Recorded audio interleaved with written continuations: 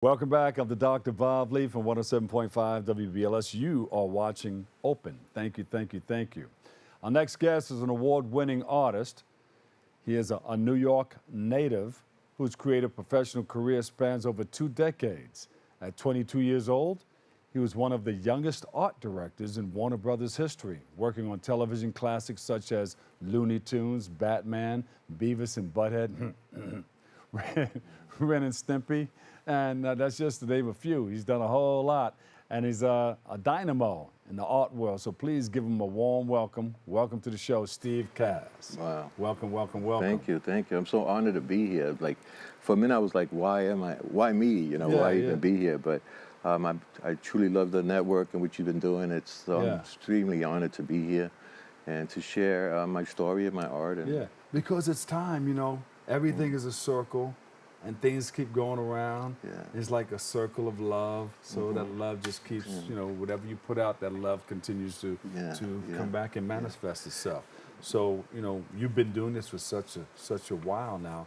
Tell us more about your growing up in New York City, or in the Bronx, right? You grew up in the Bronx. Well, I actually grew up in Harlem. In Harlem. 125th Street by the Apollo Theater. That's the other Bronx. Yeah. And then later on, I moved to the Bronx. But I definitely grew up in a neighborhood that at the time was much more poor. And I grew up with, my family was poor, but I never really knew it because I was in a family that did art. They were very creative. And so to me, I can draw anything, and I felt like I owned it and had it and experienced it, and to be able to have a creative mind to just grow up with parents that are doing it. And like my mom's an artist, and my grandmother was actually an artist also. She would do abstract art. So I tell people I was doing art before I was even born. You know, but to grow up in Harlem where it was like very emotional and creative, but it's the culture and it was a lot of love that I received from my father. My father would always, you know, he'll be like, son, come here. I'm like, what that? You see that woman there? Yes, Dad. I love that woman. I adore that woman. So I grew up with this man just full of love, loving my mom while she did art. And I was just impressed and amazed. And I wanted to be part of it. And she let me be part of it. And it just kept growing and growing, the love for it. As a matter of fact, I thought everybody was an artist. I was like, what do you mean you don't draw? Since I grew up in this family of art. So it's been a blessing for me, and I've learned a lot, I've shared a lot, and to be here with you, it's like, such a huge honor, and like, again, I'm like, why me? But why not? You know, and that was that was something I went through too, because I was doing things with art that I never imagined and expected it to reach areas or people that, and the things I would hear back, I'm like, wow, are they talking about me? But I realized that. Is this art? That's pretty cool. We might have to work on it a little bit. But I realized that my art would speak louder than my words, so it was important for me to honor it and uplift kids and other people. Now, I met you in Harlem. Yes. It was during Harlem Week, and you were being honored on stage with a lot of other people like C.L. Smooth. And to be there with these names that when I was younger drawing, it was like what they did inspired me to do the art, you know. And I just put my head down and I just kept studying and studying and trying to do the best. I never tried to be better than anyone, but I always tried to be better than myself. Like I would say, like, the next one got to be better than this one. And now to be at this age and to be around these people that have done amazing things in their life and to be next to them, it's like, I got to tell you, it's like, it's just, wow. That's all I can say, wow. But you got that award, but that was the first, that wasn't the first. I've gotten a few already. That's one of many. Yeah. What were some of the other awards?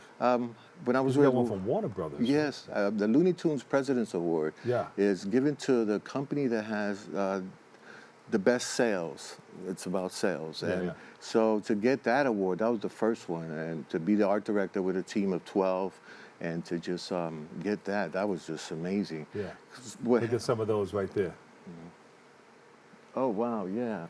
Those are, you know, when I developed those at that time, you know, I went from graffiti where I was doing these characters that I could dress them up with whatever I wanted, So then they threw me in there and said, hey, here's Tasmania, here's Bugs Bunny, dress them up. I was like, oh, wait till you see this, you know?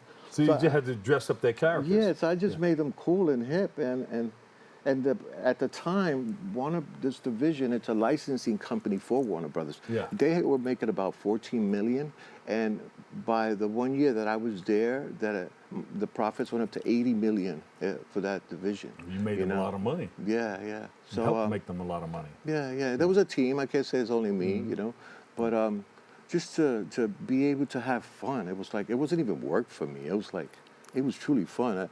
I used to get the check. I'm like, damn, they want to pay me for doing this? All right. And that's the feeling right there. That's when I'm talking to kids in school or on college campuses or, you know, for corporations. You know, we bring that up. They got it. You know, you got to love it so much that you got to figure, hey, I did this for free for a while. You know, but now they're paying me for it. Right. Well, I'm making a living doing what I love. It's a combination of loving it, but at the same time, it's respecting it and believing in yourself. Because that was one of the things I remember thinking of an idea, and I would like, nah, let me not do that. And I would see it a few years later, and it happened a few times. And I got to a point I was like, you know what? I'm gonna start believing in what and that's when it started to flow. I started believing and knowing that there was no right or wrong. The wrong was for me not to do the art. That was the wrong. So it was okay to make mistakes. You know, there was times where I was drawing things I hated, but I had to get through those ones I hated to get to the good ones, you know? Of course. So loving what you do and at the same time respecting what you do. One of the things I went through was I didn't realize I was blessed. I didn't accept that because I always had the why me, why me? I know this guy that's on drugs, this one is maybe in jail, and this one has passed away, and I was still doing my thing. So it got to a point where I said, you know what, why not? Because of some of the things I heard, why not, you know? And I accepted that, but once you do that, when you accept your blessing, now you have to honor it. You have to do your best. And for me, you have to uplift other humans, other souls, you know? Because what you do will speak louder than your words. Yeah. You know, you do it for the reasons why you do it. You're passionate about it. What was the most important piece of artwork that you've put together, or your best one that you've drawn so far, and the most meaningful? Oh, wow. I know a lot of them were, but you know, one that stands out in your mind. I mean, if profit-wise or for the company, I could say that this gift monster I created for not Disney, for Pepsi. I would say the gift monster I created for Pepsi, but far better than that was when I was I volunteered to be at the Ronald McDonald House. And I was drawing some shirts, and I saw this lady bring over a little girl, and I'm like, what do you want to be? And she goes, I want to be Wonder Woman. Oh. Yeah, so I started drawing, and as I'm drawing it, the lady was describing it to her, saying, oh, what a beautiful star. Oh, wow. What a beautiful cape in the clouds.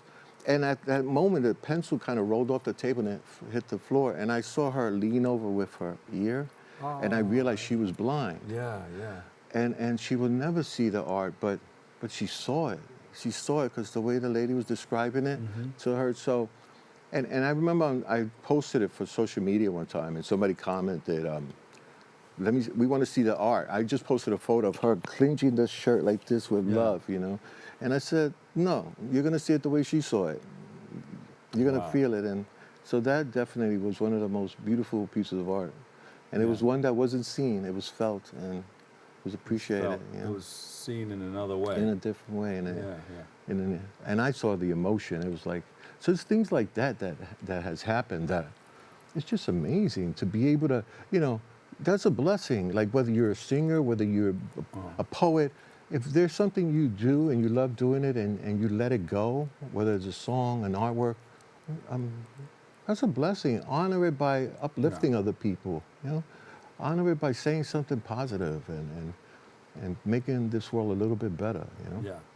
Now, I asked you earlier, you know, were you left-handed or right-handed? Because I know the left hand is associated with the right side of the brain, and the right side of the bodies is associated with the left side of the brain, and the left side of the brain deals with comprehension and all that, and the right side of the brain deals with the visuals and pictorial stuff.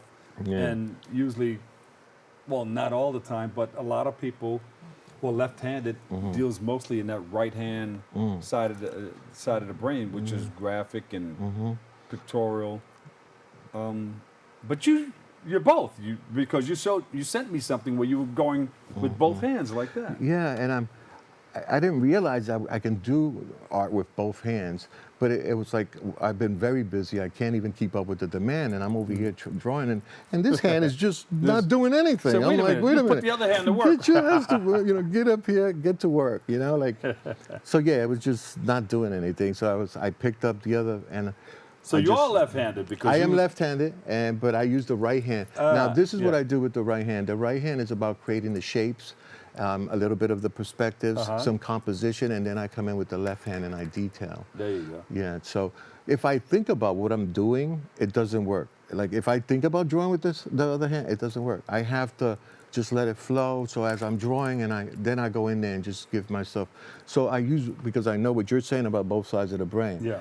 For the left-handers are mostly creative, and the right-handers are, their eye can pinpoint more exact objects and images. That's why most right-handers, they usually they do those beautiful portraits, and then the left-handers, they do the amazing caricatures, or a little bit more extreme with creativity. So I just blend both, but it happened because I couldn't keep up with the demands. And then you do the spray painting, and you do a number of other things that we didn't even speak about yet. Yeah. I did some graffiti, and it couldn't just be a little thing. I had to do something big, and I expressed myself. But then it got to a point where I wanted to see it move. I wanted to bring life to it. It was more in my mind, and it wasn't coming out of my hands. Yeah. And there I am. Yeah, I was doing about 8 school buses. Oh, wow. Yeah, and it was just, when it's an object that's moving like a bus, you don't have to get too detailed because it's moving. Yeah. So you just I think about it as a movement, and how can I make the art flow on a vehicle that's moving, and at the same time be readable and appealing to the audience, which is people on the street. But yeah. And it looks like it's over the top of. Yeah, they said somebody. go. Yeah, he just said do what you want. So I just went crazy. Got a whole bunch of paint, and I look at this, and I hired this guy. He's a good friend of mine. I'm not gonna even say his name, but he's always wanted to do artwork with me, and I told him tape up the corners of the TV, not the TV, the mirrors and the screens. And I go back, and he did such a horrible job. I'm like, dude, And I had tried to let him So paint. you're a teacher also. Yeah, I teach, but I So where do probably we go can't from help here? that guy. What's next for you? Well, what's next is I have, they're called cast tunes. Instead of a cartoon, it's a cast tune. I have about 400 the world hasn't even seen yet. Wow. And every time I draw one, I don't even know what I'm going to draw. It just comes from the heart, and so I have a collection of those that are going to be licensed out. I just got a pretty big company that's come to me. They're going to be distributing throughout the United States. Then there's a bigger licensing company teaming up with them to go and even distribute it even further. There you go. So finally, I'm drawing so that piece can be produced and reproduced and reproduced instead of getting paid for one drawing at a time. Oh, you just missed that one. But give us a website where we can go and get more information on it. Well, you can go to my IG. It's Steve Cass Art. Steve Cass Art on Instagram, or The Art of Steve Cass on Facebook. There you go. Hey, thank you for coming by. Oh my God, thank you, and I truly love and appreciate you. We got to get together and do some things. All right. Thank you again. All right. Thank you for all that you're doing in our community. And while you were talking, I drew this little thing here. Yeah. But you said I need some work. He has no hair, but and he's a smoker. The bottom lip. We're going to work on the bottom lip. Okay. But you did good. You did good. Are you into sports? Yeah. Okay. Well, Bobby C. is up next. He has the latest in the world of sports. Check him out. Stay tuned. We'll be right back.